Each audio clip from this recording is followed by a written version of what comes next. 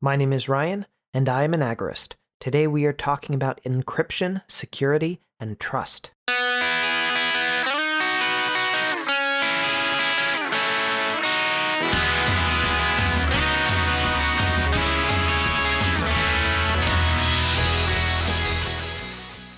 Every few years, we once again hear about the federal government discussing ways to get around encryption.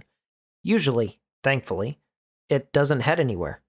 The most spectacular failure was in the 90s, when the federal government tried to get tech companies to use special chips, which would give them access to people's data. There was an outcry at the time, and it led to the federal government abandoning that proposal. It also led to people open sourcing hard encryption. Folks realized that the best way to protect encryption technology was to release it into the wild, so it could be implemented anywhere and everywhere. Last July, Attorney General William Barr once again revived this debate. He went after tech companies who used encryption in their products. He claimed that by using unbreakable encryption, at least for now, they created, quote, law-free zones. He said that, quote, we must ensure that we retain society's ability to gain lawful access to data and communications, end quote.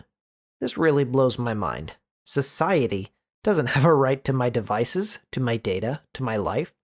Of course, the reason the feds say that they need the access to encrypted data is in order to stop criminals. But what's a criminal? Who defines what a criminal is? Obviously, it's the government. Do you see the problem there?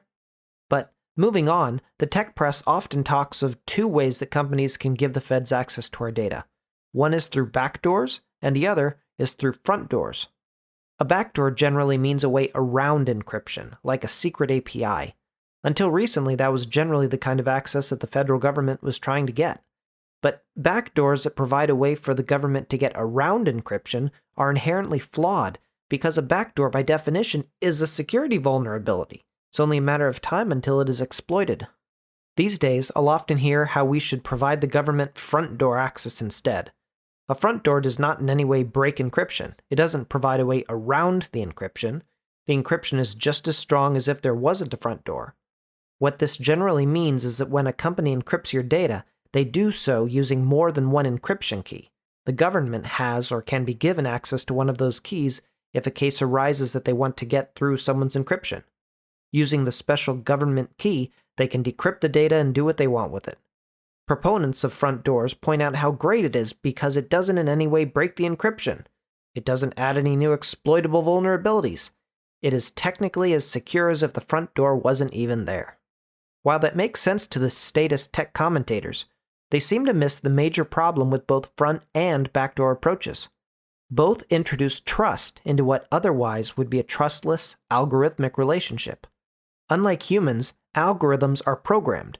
They are predictable. You put in X and you get out Y. That's how encryption works. With encryption, you don't have to trust anyone. You have a key and an algorithm, and with those you can encrypt and decrypt your data. That's what makes cryptocurrencies so great. You don't have to trust anyone. You just hold your encryption keys and get your work done. When anyone introduces an extra party into encryption, whether through front or back doors, they introduce trust into the system. If that's the case, your data security is no longer under your control. It doesn't matter how well you protect your keys. It doesn't matter how well you protect your data. There's always going to be someone out there who has access to your data, and you have to trust that they will be as diligent with your data as you are. On a practical level, anyone with a brain in their head should know that the government is the last group of people you'd ever want to trust with your data security. It doesn't even matter if the government uses third parties to handle the back door or front door or whatever. You are still left hoping, trusting that these people will protect your data.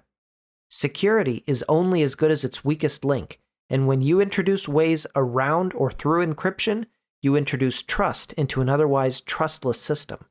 Broken security is no security because it takes the power out of your hand and places it in the hands of others. I am not okay with that, and you shouldn't be either. This is Techno-Agorist, episode 43.